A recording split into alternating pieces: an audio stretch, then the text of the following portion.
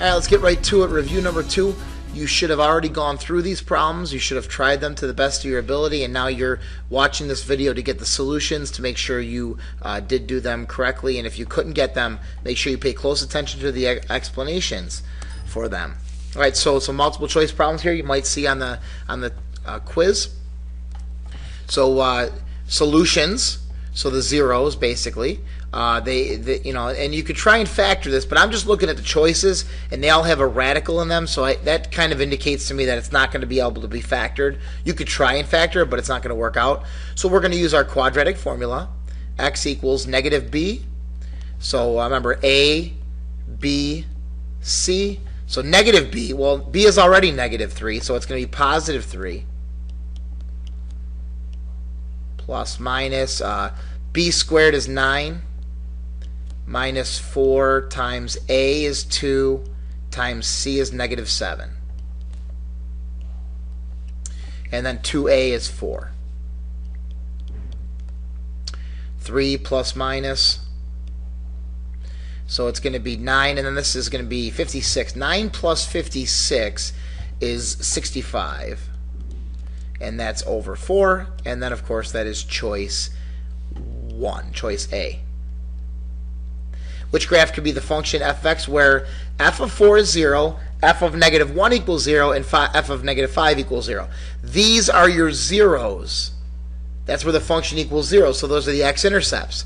4, negative 1, and 5 are the x-intercepts. Well, if you look at all 4 of these choices, they all have x-intercepts of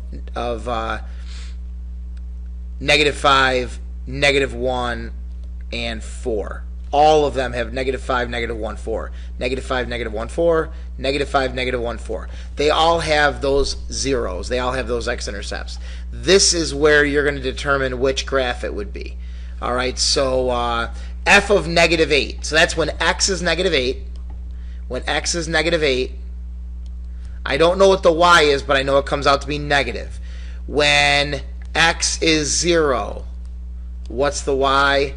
When x is 5, okay, and when x is negative 3. So these are all my x values, and they're coming out to be positive or negative. So f of negative 3 is negative. This comes out to be a negative something. I don't know what it is. I know it's negative something. F of negative 8 is positive, positive something, positive something, positive something. These are all positive based on the given information. So where does it come out to be? It should be choice D, because that's where negative 8 is over here, and that comes out to be f of negative 8 would be positive. Oh, that's not right. Sorry, f of negative 8 is positive here. F of 0 is positive, and f of 5 is positive. So because those are all positive, it would be choice C. It would not be choice D because f of negative 8 is positive, and down here, negative 8, f of negative 8 is negative.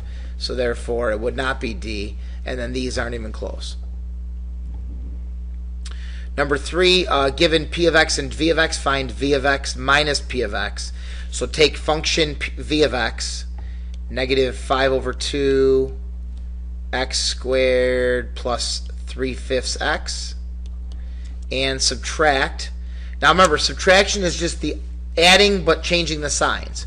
So we'll do p of x underneath, but we're going to make it minus 2/3 x squared and then plus 4x. And then we're going to combine our like terms. So if I combine these, I get negative 7. Oh, I'm sorry, I can't do that. I have to have a common denominator. So I'm going to put that in my calculator, and it's going to come out to be negative 19 over 6 x squared, and then I'm going to add these in my calculator, and that's going to give me 23 over 5x. Again, just put these fractions in your calculator, add them up, and that is choice D. And then number 4, the solutions to the equation are, so this is just factoring. You're going to pull out an x. So it's going to be x squared plus 2x minus 24 equals 0. And then this can be factored more. x plus 6, and x minus 4. And then, of course, you have to set them equal to 0 to find the solutions. X equals 0, x equals negative 6, and x equals 4. All right, so 0, negative 6, and positive 4, and that is choice A. And then rewrite the polynomial in factored form. All right, so I'm going to factor by grouping here. I can take out x squared, and that's going to be 3x minus 2. And then I could take out negative 16 here, and it's going to be 3x minus 2. And then I have my common binomial, 3x minus 2. I'm left with x squared minus 16, and of course x squared minus 16 becomes x plus 4, x minus 4. So I have 3x minus 2x plus 4x minus 4. That's choice B. On to page 2. Factoring completely, let's take out 4x. And that's going to leave us with x squared minus 4x minus 16. No, 21. 16, or 21 rather. Okay, so 4x and then x minus 7, x plus 3. And that looks like choice B. It's pretty simple. When rounded to the nearest hundredth, the solutions are, okay, so I need solutions now. I could try and factor that, but of course, seeing the decimal answers, I'm kind of thinking it's not going to factor. So I'm going to use my quadratic formula again. Negative b, that's 2 plus minus negative 2 squared, use the parentheses, minus 4 times ac all over 2a. And that comes out to be 2 plus minus radical 28 all over 6. And then you, again, 2 plus radical 28, enter, divided by 6. 2 minus radical 28, enter, divided by 6. In your calculator, you should get 1.22 and negative 0.55, and that is choice A.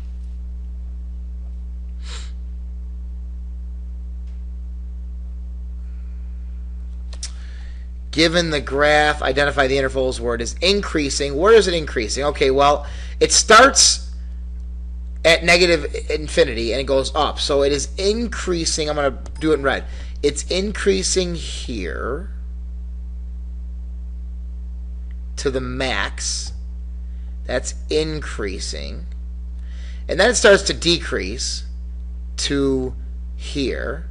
Then it increases again. All right, so my red is where it's increasing, going up, down, up, down. All right, so where is it increasing? Well, it's increasing from negative infinity to right here, which is negative 1. We're looking at the x values. X, okay, this is supposed to say f of x. By the way, there's a typo there. It should say f of x. But anyways, the x values, that's what determines the increase and decrease. And that's what we're talking about. So from negative infinity to negative 1. So from negative infinity to negative 1. So it's either got to be, but you can't have the closed brackets because it's only increasing in between the numbers, only in between. So it's got to be parentheses, not brackets, because bracket means it actually hits that point, and it's not increasing at negative 1. At negative 1, it's at the max. It's not increasing anymore. So it's got to be this guy right here, choice D, negative infinity to negative 1, and then from 2 to 4, it is increasing again. But 2 to 4 in between 2 and 4, not including 2 and 4. Choice A includes 2 and 4. You should not include the 0 and the max when we're talking about increasing or decreasing. Which describes the end behavior of an 8th degree polynomial with a leading coefficient that's negative. Okay, so I'm talking about something that is f of x equals negative x to the 8th, blah, blah, blah, blah, blah, blah, blah. I don't know what the rest of it looks like. X to the 7th, x to the 6th, x to the 5th. But it's 8th degree, so I know it's x to the 8th, and I know it's a negative leading coefficient, so it's negative something x to the 8th. So that's enough information to understand what the graph is doing. Okay, we know that because it's an 8th degree, it's even. It's an even degree. 8th degree is an even degree. Therefore, it either goes up, up, or down, down. Up, up, or down, down. It's not going to go up, and it's not going to end up and down like an odd degree one. An even degree, they both end up. Both ends are up, or both ends are down. So is it up or down? Well, I know because it's negative, it's a negative coefficient, leading coefficient. Instead of going up, which it normally would, it's going to go down.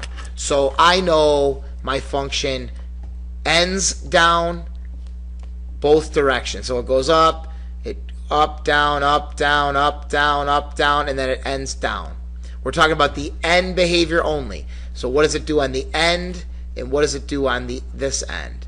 Well, again, it's got to do the same thing on both ends, and it's down. It points down because it is a negative leading coefficient. So which one am I looking for here? As x approaches infinity, it is the y is approaching negative infinity. And as x approaches negative infinity, goes this way, the y is approaching negative infinity. So therefore, it should be negative infinity for both, and that is choice C.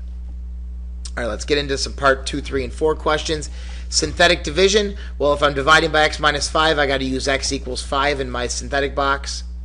So I got to go 5 there, and then it's 2, negative 7, negative 22, and then 46. No zeros, nothing missing here. So we're going to bring that down. 2, that's 10, that's 3, that's 15. Add down negative 7, multiply across, and you get negative 35, and then that's a remainder of 11. So remember, that last number is our remainder. So the quotient is going to be, because we started with a 3rd degree, we know our answer, our quotient, is down to a 2nd degree.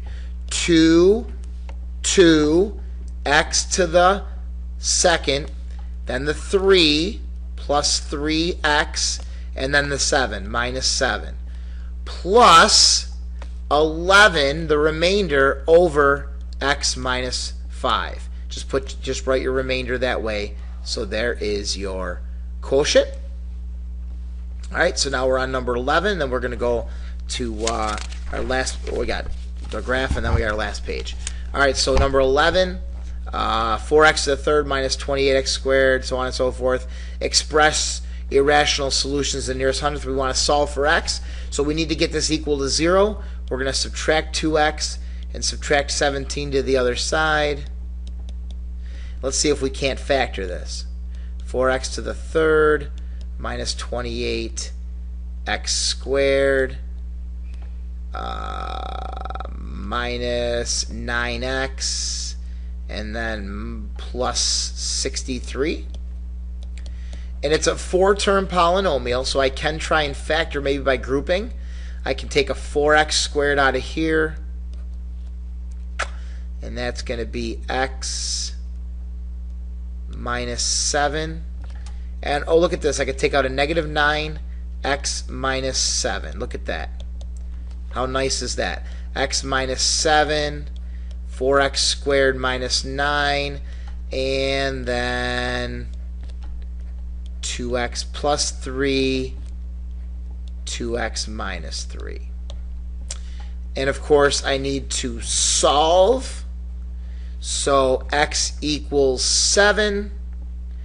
And this is going to be x equals negative 3 over 2, and x equals positive 3 over 2. Just set these equal to 0. So my solution set here is going to be negative 3 over 2, positive 3 over 2, and positive 7. All right, given this function, answer the following. What is the degree? Well, 4 is the highest exponent. It is a 4th degree. So how many zeros does it have? It should have 4 zeros. How many x-intercepts does the function have? Well, we got to take a look at the graph of the function to determine that. So this one you're going to need your graphing calculator for. I'm going to bring that up for you here. And of course, probably a good idea to have done this one in class, or because you need the calculator, it's tough to do at home. All right, so on our calculator here, we're going to put in y equals x to the 4th, and then minus 27 x squared, and then minus 54x. And we'll try zoom 6. And that's just going to be our standard negative 10 to 10, negative 10 to 10 window. But you could see it's not a big enough window. It's going up off the graph. It's going down off the graph. All right, so we need to change our window. And I'm just to save time, I know what it's got to be. We're going to go negative 200 to positive 400. And again, this is just a guess and check. When you have to do this on your own, you have to just keep making it a little bigger each time until you finally get it. And oh, it didn't even show. Why isn't the... Oh, I'm sorry. I need negative 400. Okay, negative 400, Mr. Ventry. Negative 400. Let's try that. That'll work. Negative 400 to positive 400. There it is. And now we can see the whole curve. So how many x-intercepts are there? Well, it looks like 1, 2, 3. There are only 3 x-intercepts. I'm going to shrink this down. I'm just going to show you the calculator so you can still see all the questions on here. So how many x-intercepts does it have? There are only 3 x-intercepts. Now, what are they? Just a second here. I want to make sure all we... Okay, what are the x-intercepts? Well, we can tell by looking at the graph. They are at negative 3 and 0 and 6. 1, 2, 3, 4, 5, 6. So my x-intercepts are negative 3, 0, and 6. So let's write the function in factored form. So it's going to be x is one of the coefficients, or one of the factors. And then I have x plus 3. Because remember, if negative 3 is one of your x-intercepts, x plus 3 is a factor. And then x minus 6. And because it doesn't go through negative 3, it bounces off a negative 3 there, I know there's another x plus 3. So that looks like that's going to give us our equation in factored form. Okay? So find all relative minimums of the function. That you're going to do by using the command calculate. So second trace. We're going to go to calculate the minimums. Minimum. We're going to go to minimum. And then, of course, find your minimum, which is... I have a minimum here, so I'm going to go enter, and then I'm going to guess enter right there. So I have a minimum at negative, that is negative 3, 0. We already know that one. So I have a minimum at negative 3, 0. And then my other minimum is down here. I already calculated it. It comes out to be 4.098 and negative 392.694. And then I have a maximum right here. So let's calculate that maximum. Second trace. Let's go choice 4. Again, to calculate the maximum, you want a left bound and then you want a right bound, and then you take a guess. There's my guess, and it's at negative 1.098. You probably can't see that on your screen. Negative 1.098 and 28.194. That's a maximum value. The y-intercept is 0. You can tell that just by looking at the graph, where it's across the y-axis. All right. So let's sketch this graph. All right, so we got our zeros at negative 3, at 0, and at 6. 1, 2, 3, 4, 5, 6. And I know there's a max somewhere-ish, and I know there's a minimum somewhere at 4 something. So way down here.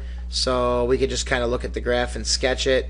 I know there's a bounce off of this root. It comes back up and hits here. It goes through there. It comes back down and hits there, and then goes back up through that x-intercept and goes on forever. So there's a rough sketch of what it looks like, and you could see that on the calculator side by side there. All right. State the intervals where the function is positive. I'm going to give you these answers here, and again, it's just where is it positive. So we have the intervals negative 3, 0. We have negative infinity to negative 3, and we have 6 to infinity. That's where it's positive. It is negative only between 0 and 6. From 0 to 6, this is where it's negative below the x-axis. The only time it's negative is from 0 to 6. Where is it increasing? It's increasing from negative infinity to negative 3. It's also increasing from negative 1.098 to 4.098. So it's increasing between the max and the min there. And then where is it decreasing? It's decreasing. Oh, I'm sorry. Did I skip one? Increasing. This is okay. Sorry, guys. It's increasing negative 3, negative 1.098, and it's also increasing 4.098 to infinity. It's decreasing negative infinity to negative 3 from there down, and it's also decreasing negative 1.098 to 4.098. So you may have messed that up. End behavior, as x approaches infinity, they both approach infinity. So as x approaches infinity, y approaches infinity, and as x approaches negative infinity, y approaches infinity. So y approaches infinity both directions. It goes up forever. It goes up forever, goes up forever. So it doesn't matter which way you're going, left or right, the graph goes up forever. It approaches positive infinity. The domain is always negative infinity to infinity for these polynomial. And the range, well, what's the lowest point? The lowest point is negative 392.694, and then it goes up to infinity again because it goes up forever. So there's a lowest point, which is that absolute minimum, and it goes up forever. The relative min is the absolute minimum in this case. All right, so here we go. Bang out this last page here. Find the quadratic function with zeros at 5 and negative 2 and passing through the point 4, 5. So I know if the zeros are 5 and negative 2, I know my function is going to look like this. F of x equals, it's going to have x minus 5 for a factor, and it's going to have x plus 2 for a factor. What I don't know is what's a? What's the number in front? Because there could be a number in front, a leading coefficient that would change the function the way it looks, although it could be the same, have the same zeros. So we're going to use our point to find a. So 5 is the f of x, and x is 4, so just plug that in. Plug in the point you know. 5 equals a times, let's see, negative 1 times 6 is negative 6. So I have negative 6a equals 5. I divide by negative 6. And a is negative 5 over 6. So I know my function is f of x equals negative 5 over 6, x minus 5, x plus 2. I just had to plug in, all I had to do was find the a value there that is attached to it's the leading coefficient of the function there. Write a function in factored form that could graph as this. All right, so I just, all I know right now are my zeros. That's all I'm going to go off of. So I know it's negative 2. I know it's positive 2 and positive 5. So therefore, I'm just going to call this f of x equals, it must be x plus 2, x minus 2, x minus 5. And that's what I'm going to do. I'm going to leave it like that. There could be an a value in front, but I don't care. It just says write a function that could graph as that. So it could graph as that if you have those zeros right there. Use the graph to help you factor 6x squared plus 7x minus 10. If you graph this, you are going to get x plus 2. You're going to get x equals negative 2 as one of your zeros. So therefore, I know it's x plus 2. I know it's x plus 2. And I know if I know it's x plus 2, I know it's going to be 6x. Oops. I know it's going to be 6x. And if that's a 2, this has to be a 5 because I need a 10 there. So it must be negative there. Let's see if that works. 8x, no, 12x, and negative 5x. And of course that gives us 7x. So there you go. X plus 2, 6x minus 5. Given that x plus 4 is a factor, solve the equation here. If x plus 4 is a factor, I can use synthetic division. Negative 4, negative 2, negative 18, negative 33, and 28. I'll do my synthetic division.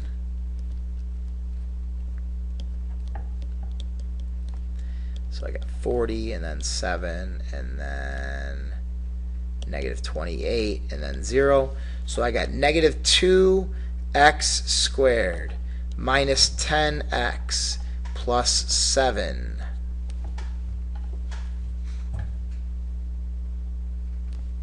equals 0. Alright, so now I'm going to put it in my quadratic formula.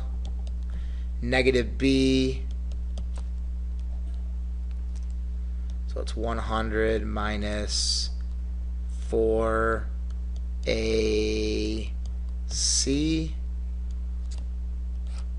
all over 2a.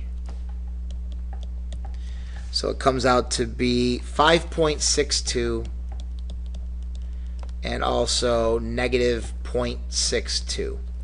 So my solution, and then also negative 4, also negative 4. That we already knew. So here's my solution set. Now 5.62, negative 0.62, and negative 4. All right, two more.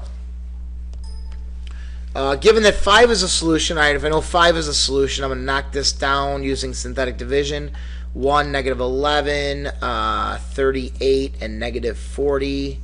So I got 1, 5, negative 6, negative 30, 8, and 40, and 0.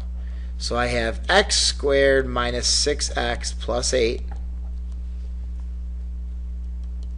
equals 0. So that's going to be x minus 4, x minus 2. And so I'm going to get 4 and 2. Find the other two solutions. X equals 4, x equals 2. So I have 2x squared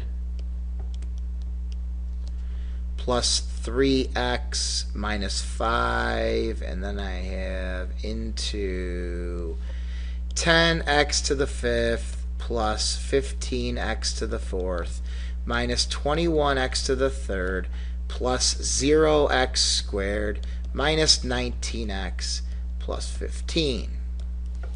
Alright, so divide in 5x to the 3rd, that times that, 10x to the 5th plus 15x to the 4th minus 25x to the 3rd. Change all your signs. So this is 0x to the 4th plus 4x to the 3rd plus 0x squared. That goes in 0x squared times.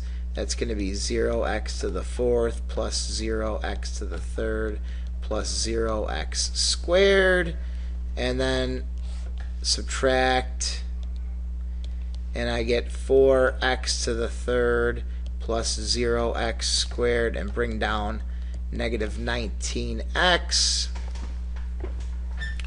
Alright, so 2x squared goes into 4x to the 3rd. It's going to be 2x, and that's going to be 4x to the 3rd, and that's going to be 2x times 3x is going to be 6x squared, and then that's going to be negative 10x, and minus minus plus, and that's going to be negative 6x squared minus 9x plus 15.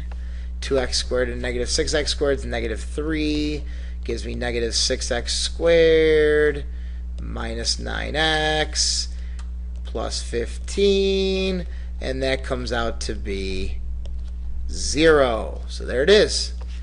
So my answer is 5x to the 3rd plus 2x minus 3. Hope we didn't go too fast. Pause and rewind if you need to. Pay attention to the explanations, and I will see you for the quiz tomorrow.